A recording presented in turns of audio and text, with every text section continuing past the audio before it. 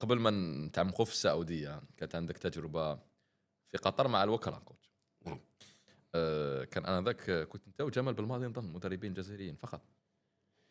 كان في المنتخب، هو كان في المنتخب. هل كانت تربطكم علاقه خاصه؟ لا أبدًا، كيف ابدا؟ أبدًا، ما كانش حتى ولا علاقة. بالعكس، بالعكس.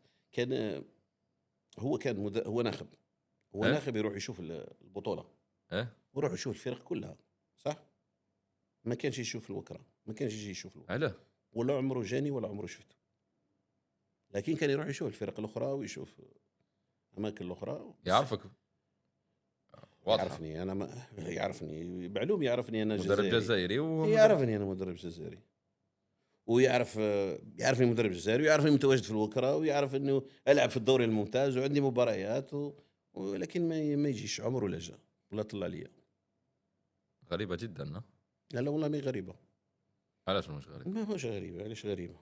الشخص ما يحبش الجزائريين اللي زايدين في الجزائر، من حقه. كيف يعني ما يحبش الجزائري زي؟